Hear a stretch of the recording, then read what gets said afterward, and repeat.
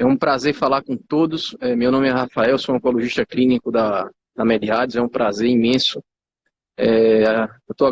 Agora são 12 horas, hora local aqui em São Francisco, nos Estados Unidos, 17 horas de Brasília.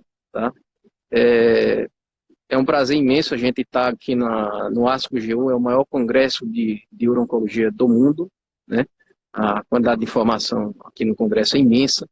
A gente não chegou nem à metade do congresso, mas a gente já tem um volume de informação nova para passar para vocês, absolutamente nunca visto nos últimos anos. E isso vem para acrescentar e para melhorar a qualidade de tratamento de vocês e das pessoas próximas a nós. Tá? Eu acho que cabe muito um termo que os americanos gostam muito de falar, que eles chamado moonshot. Moonshot é um termo que se cunhou na década de 60, lá pelo presidente John Kennedy, quando ele colocava grandes metas para chegar a esses objetivos. Né? Por exemplo, o primeiro foi o objetivo de chegar à Lua em menos de 10 anos, e conseguiu, né? E eu acho que a gente está dentro também de um grande moonshot aqui da oncologia. Né? A gente realmente nunca antes a gente viu tamanha informação de novidades dentro da área uro-oncológica, e eu vou passar a tentar sintetizar isso ao longo dessa live para vocês. Tá? Só um segundo. Bem, os convidados de hoje, o convidado especial hoje é o Dr. Caio, que é o nosso colega e amigo, coordenador da radioterapia da Mediades, grande expert nordestino de radioterapia. Eu compartilhei alguns dados com ele aqui previamente a essa live, né, que a gente vai falar ao longo da transmissão. Tá? E eu vou começar falando alguns dados em relação ao que a gente espera aqui para 2020, 2021. Eu acho que o primeiro ponto, começando pela doença mais incidente, que é câncer de próstata, né, é a possibilidade da gente acompanhar com maior acurácia alguns pacientes que têm um risco menor, um risco intermediário. Né?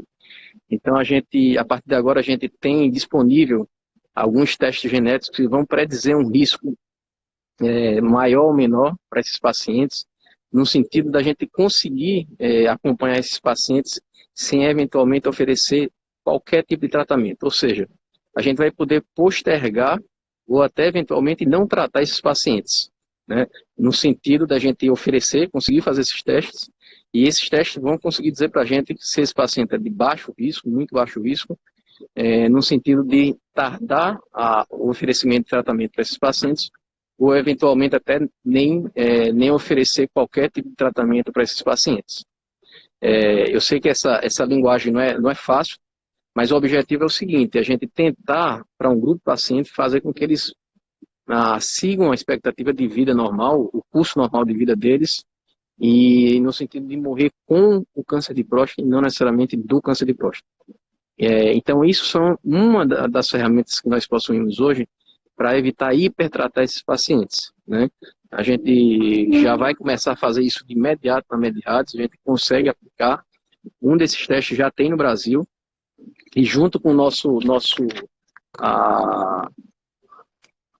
junto com o nosso parque tecnológico, principalmente com a ressonância magnética, com nossos radiologistas, com esse conjunto de situação e com nossos urologistas agora, recentes na Mediades, a gente vai conseguir oferecer esse planejamento de acompanhamento desses pacientes sem necessariamente tratar esses pacientes. Isso tem grandes implicabilidades, porque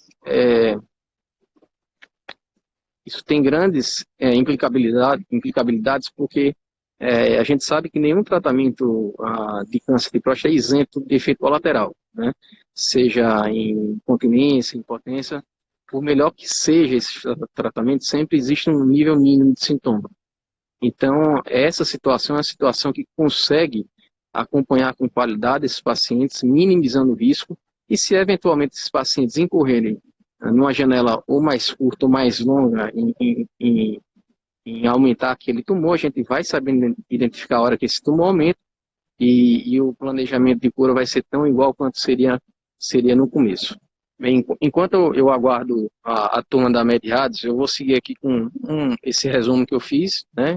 Então, só terminando aquele resumo do acompanhamento do câncer de próstata, né?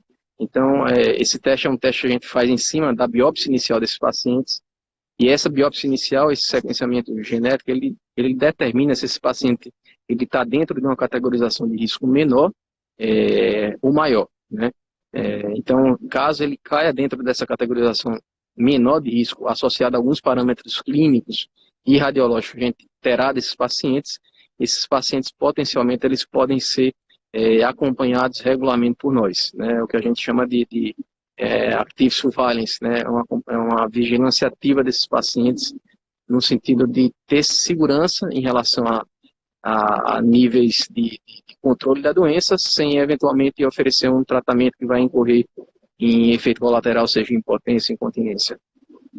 Então foi um grandíssimo avanço para esses pacientes, tá? Uma outra novidade que a gente vê aqui e vem se confirmando cada vez mais nos últimos 2, 3 anos é o uso ampliado da ressonância magnética multiparamétrica para próstata em praticamente todos os cenários clínicos, né? Facilitando muito a nossa tomada de decisão, tá? Inclusive já se fala aqui nas novas ressonâncias magnéticas de nova geração que vão possibilitar ampliar essa potência diagnóstica desses pacientes, tá? Então, realmente vai ser um grande incremento. Então, a gente já consegue fazer isso de maneira até mais precoce em relação ao que a literatura ela ofereceu em 2018, né? A gente já consegue fazer isso desde 2017 na Mediados, de maneira bem sistemática, no sentido de a melhorar a acurácia no diagnóstico desses pacientes. Outro ponto também que eu gostaria de falar aqui é a nossa precisão em relação ao diagnóstico. A gente consegue fazer a fusão de imagem do ultrassom com a ressonância, que incorre basicamente 100% de acurácia, praticamente 100% de acurácia no diagnóstico dessas patologias, tá? A ressonância magnética ela ganha espaço. Eu gostaria de falar com o Dr. Ives, doutora Cristiana, os colegas da radiologia na sequência. Tá, mas isso também que é vanguarda aqui no primeiro mundo é o que nós fazemos regularmente aí na MedRádio. Tá? Muito bem, o próximo passo é entender melhor o comportamento desses tumores de próstata.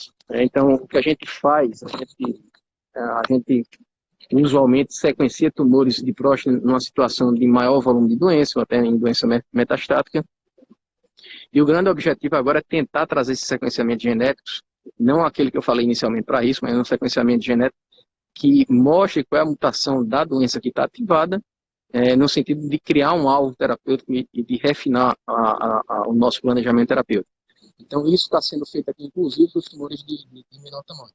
Óbvio que isso não chegou na prática clínica agora, mas é algo que necessariamente nós vamos nos deparar nos próximos anos. Tá? Então, é outra realidade.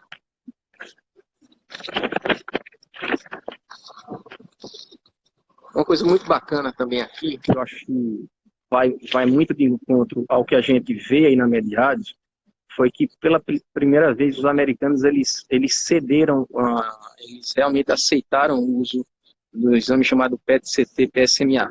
Tá? Então, eu vou contar a história muito rapidamente aqui. Era o PET-CT-PSMA, que é um PET específico para câncer de próstata.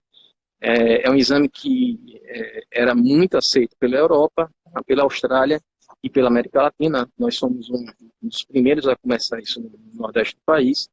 E a gente vê que, literalmente, nesse congresso, os americanos eles cedem as evidências no sentido de aceitar que esse exame seja um exame definidor de conduta, principal definidor de conduta principal em doença, no primeiro cenário, em doença metastática, e talvez agora também para uma doença inicial. Tá? Então, de novo, assim, a gente conseguiu antecipar uma conduta aí na Mediados. A gente já está usando PET-CT com PSMA há pelo menos 1 ano e meio, 2 anos. Talvez seja o segundo ou terceiro serviço do Nordeste a usar esse tipo de instrumento. A doutora Márcia está aqui agora. Se eu pudesse escutar a doutora Márcia, seria muito bom para ela falar sobre como funciona o método e por que faz tanta diferença na vida dos pacientes.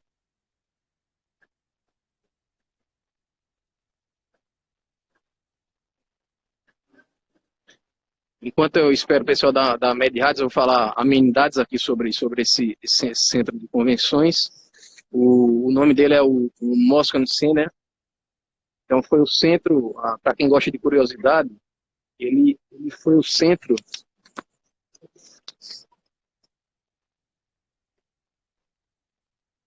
Ele foi o centro que Steve Jobs ele lançou o primeiro iPhone. Então era aqui que a Apple fazia suas apresentações em todos os lançamentos do iPhone. Tá? Então, contando um pouco de história aqui desse centro de convenções. Doutora Márcia. Boa tarde. Está me ouvindo bem? Como está o congresso? Excelente, muita novidade. Doutora Márcia, a senhora que é uma fã da Apple e de imagem de boa qualidade, estava falando há pouco aqui sobre algumas curiosidades desse centro de convenções, chamado Moscone Center. Tá? Então era aqui que Steve Jobs fazia todas as apresentações do lançamento do iPhone. Né? E eu não deixo de lembrar de você, porque vocês são grandes fãs dele. Sim. Mas não sou usuário de aparelho da Apple. Viu? Mas enfim, de qualidade. Então, eu estava falando, então aquilo que a gente comenta há muito tempo entre nós, a dificuldade que os americanos têm de aceitar o PET-CT PSMA, né? Então, coisa que só no mundo, só quem usava era basicamente a Europa, era o resto do mundo inteiro, menos os americanos, né? Não se viu isso ainda, né? Mas nesse congresso, pela primeira vez, os americanos eles cederam mesmo, jogaram a toalha e pararam de ficar brigando com o resto do mundo, né? Mostrando que definitivamente o exame de maior acurácia no acompanhamento dos pacientes, uma vez quando eles são refratários à castração, é o PET-CT PSMA, e que a novidade, eu não consigo nem falar com a senhora, porque a gente vai usar cada vez mais em cenários mais precoces o PSMA para esses pacientes, inclusive na vigilância ativa. A gente já viu o trabalho aqui, não apenas a gente vai usar aquele kit de avaliação genética, mas também o PET-CT PSMA. O que é que você acha disso tudo aí? Excelente notícia, Rafael. Isso só fortalece coragem cada vez mais a investir em nossos métodos. Nós já realizamos PET-CT do PSMA aqui na MedRads há cerca de quase 2 anos. Você é um dos principais colaboradores nossos.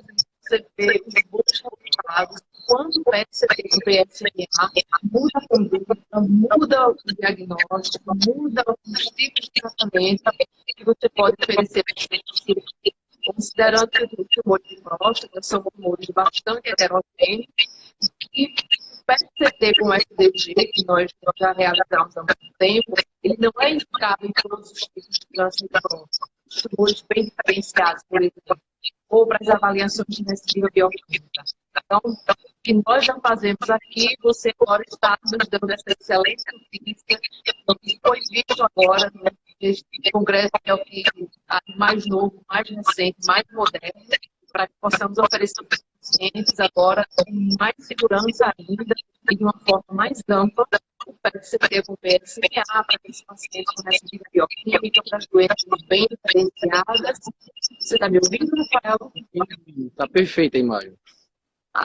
Então, nós agora, com essa grande ampliação das indicações do PET-CT do PSMA, nós vamos trabalhar de uma forma mais tranquila e cada vez mais próximo de vocês.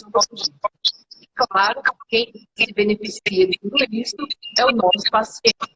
Ele não precisa se deslocar daqui de Maceió, daqui da MedRads, para nenhum outro grande centro, porque nós temos a certeza que nós estamos oferecendo triagem mais moderna para o diagnóstico deles.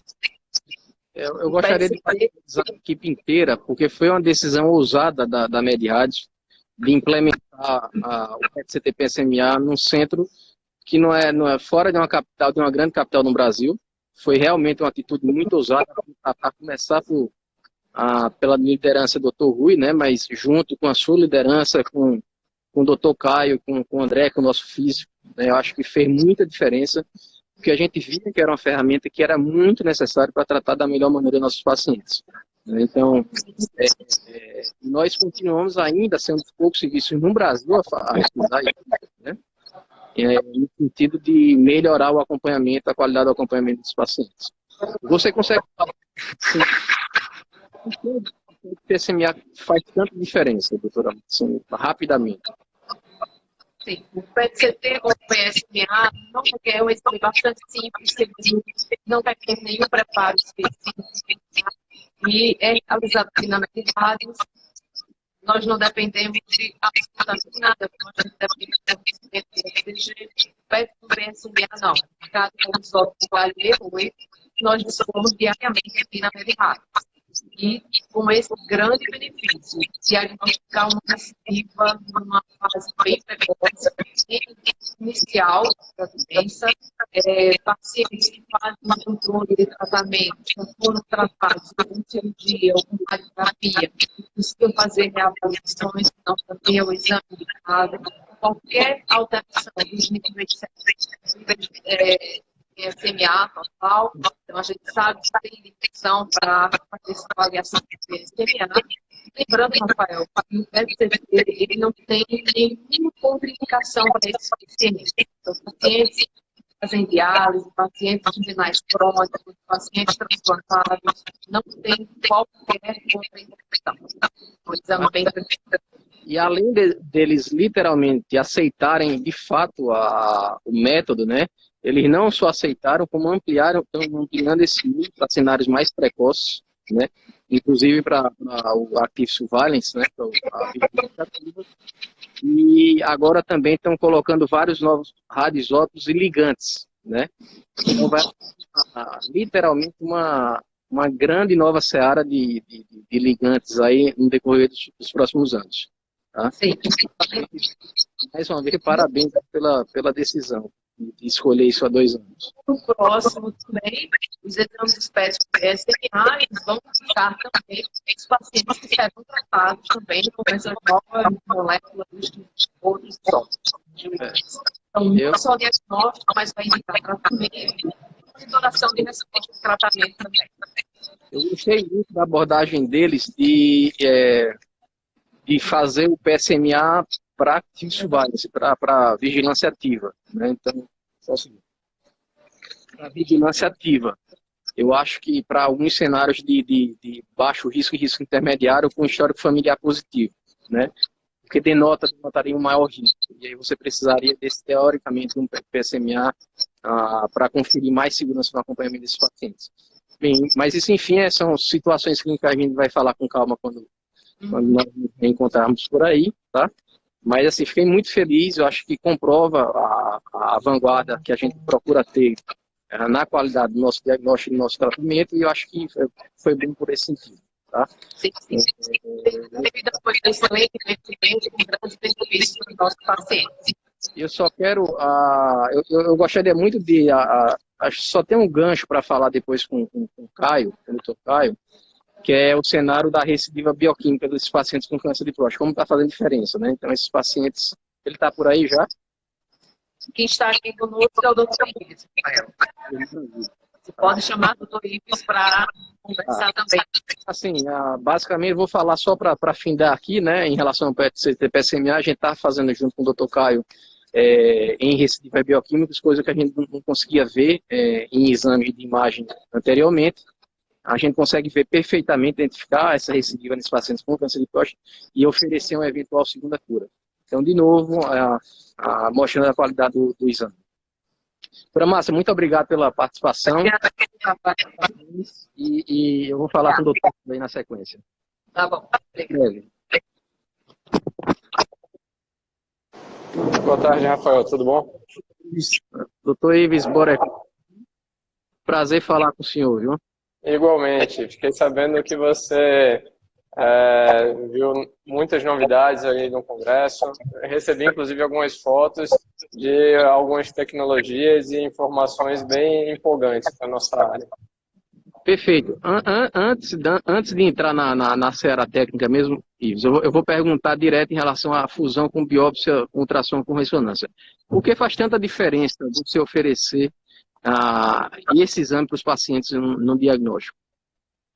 Rafael, essa é uma pergunta muito boa. O que acontece é que a fusão de imagens, ela fornece para a gente uma precisão que nenhum outro método consegue fazer. Você pode fazer ultrassom e da melhor forma possível, pode ser o melhor médico, mas ele pode perder lesões pequenas ou aquelas localizadas na porção anterior da próstata. E com a fusão, a gente consegue biopsiar áreas que são invisíveis ao ultrassom, áreas que mudam a conduta do paciente e que certamente interferem positivamente no tratamento do paciente, porque vai permitir um diagnóstico precoce. Então, era muito comum antigamente, assim, há pouco tempo atrás, ainda é comum no nosso cenário da medicina atual, nos depararmos com casos que são biopsiados por diversas vezes e mesmo havendo uma suspeita muito forte no exame, a biópsia não consegue confirmar o câncer. Então, é mais ou menos para essa... Perfeito, Rafael. Isso aí acontece, dependendo do trabalho na literatura, chega a falar em 20%, ou seja, 1 em cada 5 casos. É uma estatística muito alta de perda de lesão. E realmente isso aí é uma mudança de paradigma. A partir do momento que você faz com essa tecnologia nova, você melhora muito o resultado. Então, virtualmente, 100% dos casos agora suspeitos, teoricamente, eles são, digamos assim, diagnosticáveis. Seria mais ou menos isso. A gente tem uma acurácia muito grande. Claro que lesões muito pequenas, se houver uma discordância entre o laudo e o resultado da patologia, a gente precisa, em algum momento, fazer um controle evolutivo e depois rebiopsiar. Mas, virtualmente, a gente consegue biopsiar qualquer região da próstata e praticamente qualquer achado que a ressonância magnética nos mostra. Maravilha, maravilha. Assim, eu fico muito feliz porque a gente vê nos últimos meses que os colegas da urologia, eles vêm conhecendo o método, confiando no método e vendo de fato que isso funciona, né? Que isso é a evolução da medicina, da oncologia e da radiologia, né? Eu fiquei muito feliz. A turma aqui falou muito de ressonância magnética, multiparamétrica, inclusive falando da nova geração já, né? Anos. Eu não sei nem ainda, assim, discriminadamente como é que funciona, mas enfim, a gente vai ter algumas aplicabilidades a mais que eu acho que talvez a gente comece a usar também aí dentro do cenário de active surveillance, né, de acompanhamento ativo desses pacientes, aqueles que a gente aí. Inclusive... Essa é uma indicação perfeita. Você tocou num ponto muito importante.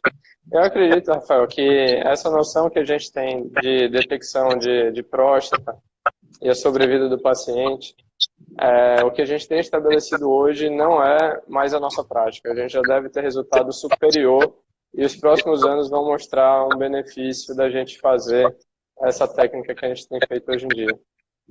Maravilha.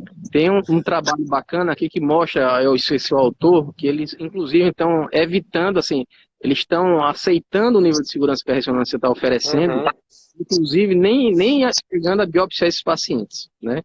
Então, eu acho que dá, digamos assim, fica mais amigável a gente acompanhar esse paciente.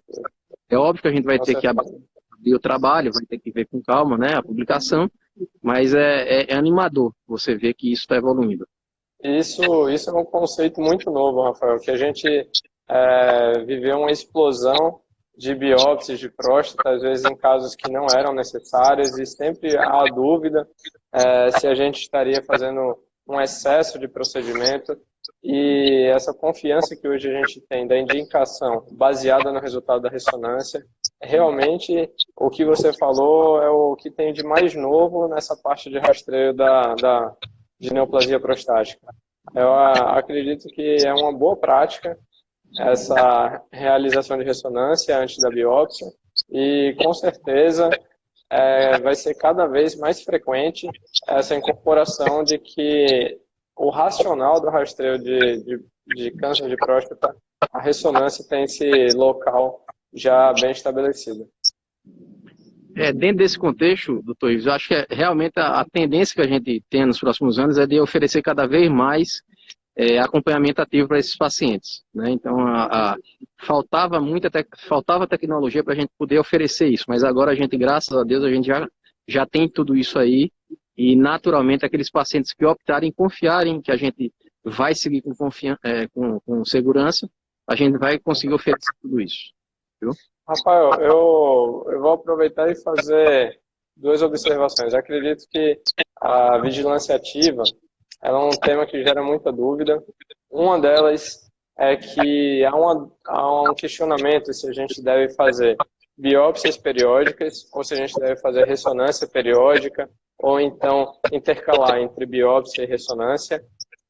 Nesse sentido, como o paciente que é elegível para vigilância ativa tem uma lesão muito pequena, a fusão permite, às vezes, a gente descobrir que aquele caso que estava em vigilância ativa já era um caso que deveria ser tratado, então a gente faz a indicação precisa do tratamento, mas também tem confiança que a gente não está perdendo nenhuma área suspeita.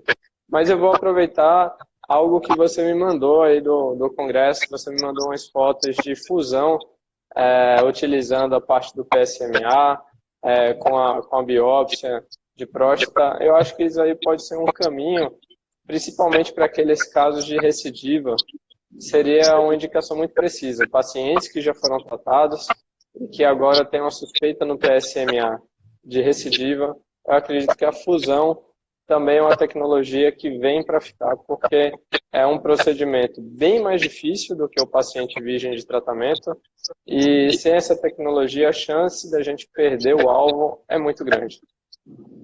Exato, exato. E somado a tudo isso, né, agora que a gente com as plataformas genéticas para avaliar risco, né, é o melhor dos mundos, né, porque a gente realmente vai conferir um nível de segurança muito alto a esses pacientes. Tem muito mais coisa para falar, mas foi muito bom falar com você. Parabéns aí pela empreitada e a gente se vê em breve, viu? Rafael, agradeço aí pelas novidades do Congresso. Acho que é sempre bom compartilhar esse conhecimento. E agora eu passo a vez para o Dr. Caio, que também tem muitas novidades para conversar com o senhor. Boa tarde. Boa tarde.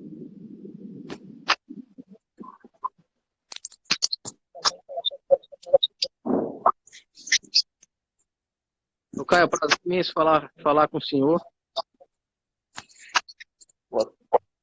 Nós já não somos a geração mais nova, novíssima da MedRádio, né? E a gente estava com aquele dilema que a gente não aguentava mais de hiperfracionamento em câncer de próstata. Mas foi bom que a gente, à luz do que a gente viu em uma apresentação aqui no Congresso, eu acho que meio que elucida isso, né? E comprova que a gente já tinha de conhecimento prévio. Mas o que é que você acha em relação a essa avaliação final desse estudo inglês de 8 anos entre hiperfracionamento e hipofracionamento, e como explicar isso para a turma que está, para a audiência que está nos ouvindo e assistindo? Esse estudo ele vem lançar mais uma evidência científica forte na viabilidade do uso do hipofracionamento em próstata. O que é o hipofracionamento? É você reduzir o número de aplicações, mas mantendo um bom efeito biológico ou até melhor, um bom resultado em termos de cura, quando a gente compara com o fracionamento convencional, que levaria 39, 40 semanas na maioria das vezes para ser realizado. Então nós conseguimos fazer esse tratamento em 20 vezes, a gente reduz pela metade. Isso para a população geral é muito bom, porque você consegue abrir mais espaço no serviço de radioterapia para tratar mais pacientes, né? Você evita a formação de fila, né? E precisa de alta tecnologia para realizar isso, você tem que tomar mais cuidado com as estruturas vizinhas, principalmente reto e bexiga. Mas esse estudo é muito interessante e muito importante, porque ele vem mostrar que esse esquema de tratamento fracionado pode ser feito com segurança e dar resultados equivalentes ou até um pouco superiores aos esquemas tradicionais para determinado tipo de lesão prostática. Então a gente ficou muito feliz com a divulgação desse estudo. Maravilha. Um outro ponto que a gente sempre comentava era a possibilidade de oferecer, já que a gente tem a tecnologia e é nova, muito nova, a SBRT, em algumas situações de câncer de baixo risco e risco intermediário. Eu fiquei surpreso que houve até uma inclusão dessa conduta dentro do NCCN. É óbvio que eu não tive tempo de ver ainda o guideline, né? Mas parece que agora a SBRT parece que é uma opção a mais para pacientes com baixo risco de câncer de próstata. O que é que você acha disso tudo? Sim, a SBRT ela vem aparecendo no cenário mundial e nacional voltado para o tratamento do câncer de próstata. Inicialmente, começou-se a usar com algumas dificuldades técnicas para a maioria dos serviços. Você precisava colocar um gel, né, para separar mais o reto da próstata. Hoje em dia, os trabalhos já começam a abandonar isso, vai facilitar bastante a realização dessa técnica, que é muito promissora, porque você consegue tratar com uma dose alta a próstata em pouquíssimas aplicações, né, e com efetividade muito grande, porque a biologia da célula tumoral prostática, ela tem essa característica de responder melhor a doses elevadas. Então, esse fracionamento pequeno, 5 frações, 8 frações, vai permitir que se consiga tratar muito bem os pacientes com adenocardinoma de próstata, desde que eles tenham realmente um risco baixo intermediário. O intermediário está também começando a se consolidar, mas o risco baixo a gente já tem um pouco mais de maturidade nos dados, né? Então é mais uma novidade, mais uma opção, né? Uma boa opção para o tratamento desses pacientes. Também precisa de alta tecnologia para a realização. Não dá para você pensar em fazer esse BRT sem você ter uma boa técnica de radioterapia de entrega da dose e um equipamento para checar, né, a imagem, a localização da próstata, que seria o ideal com o NIBIM-CT.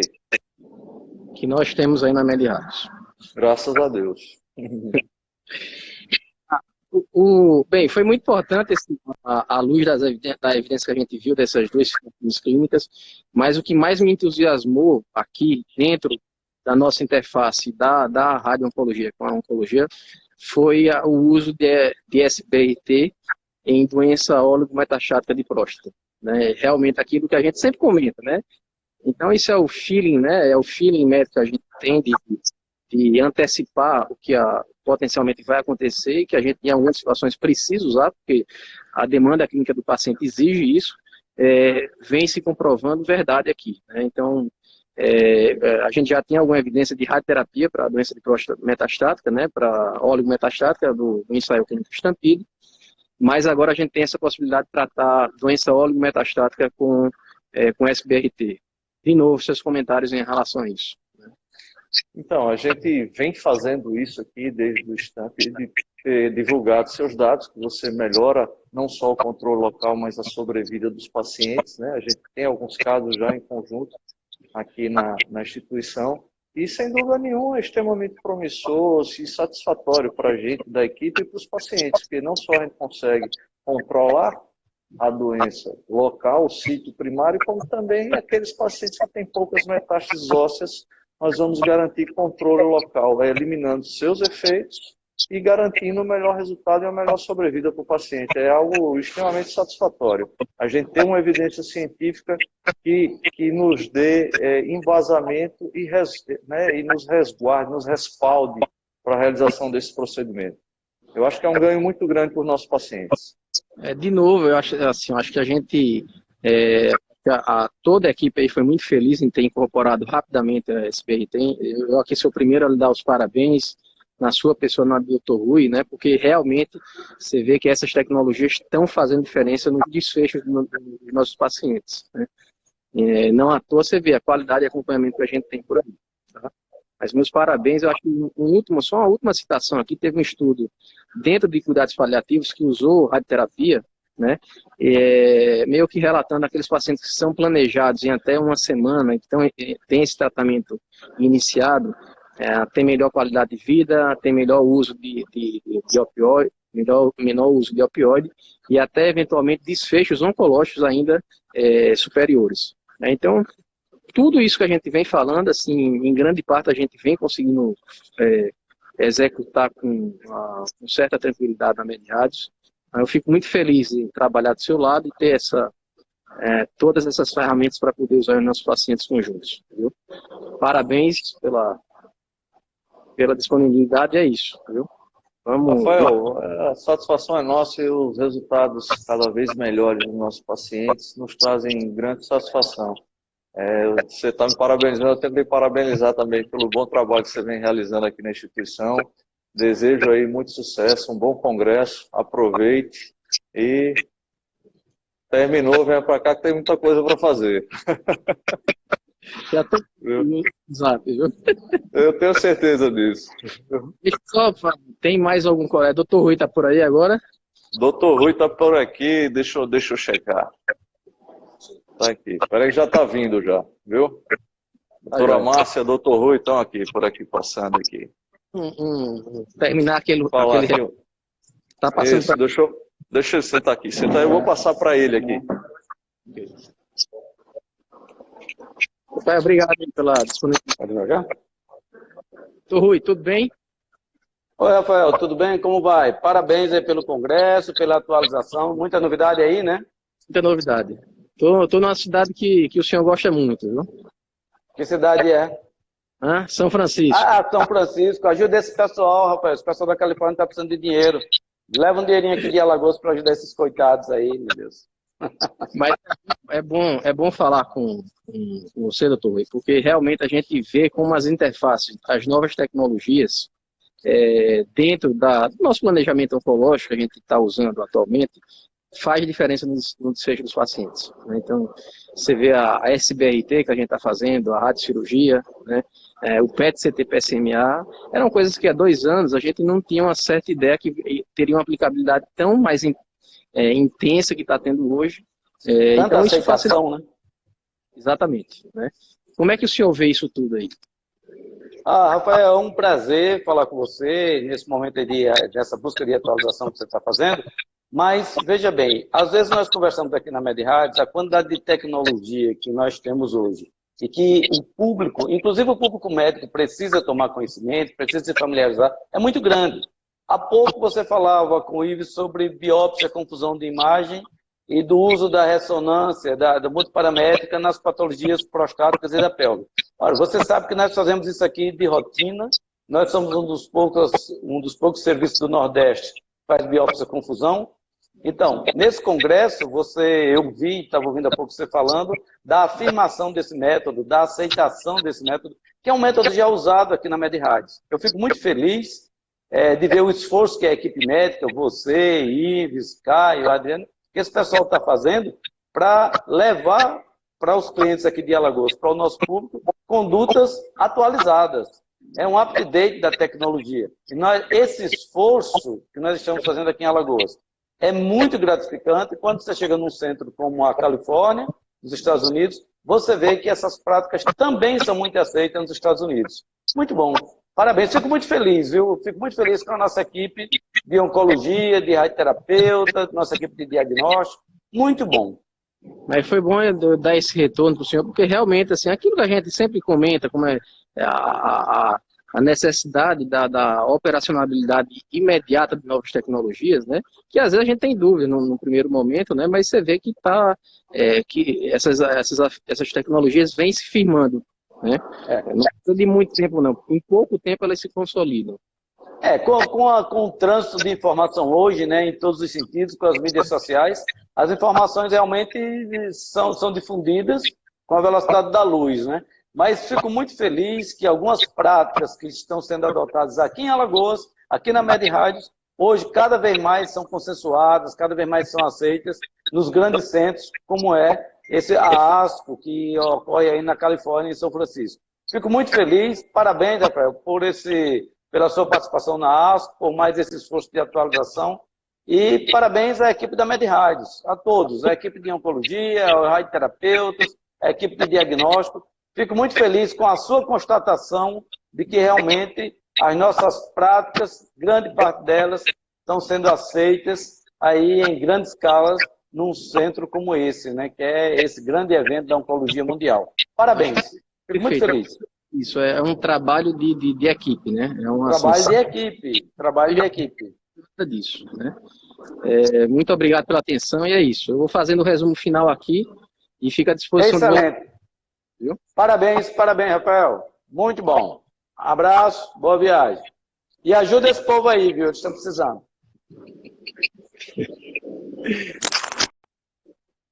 Pessoal, então eu vou partir aqui para o resumo final. A gente só está no meio do congresso ainda, tá? Mas a gente vai, eu vou falar algumas.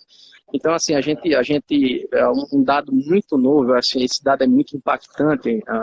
A gente tinha algumas informações que a imunoterapia não era muito eficaz em câncer de próstata então, mas nos últimos 18 meses a gente começou a usar essa imunoterapia junto a algumas drogas novas, principalmente bloqueio de testosterona periférico de segunda geração, e a gente começa a ver que imunoterapia funciona em câncer de próstata.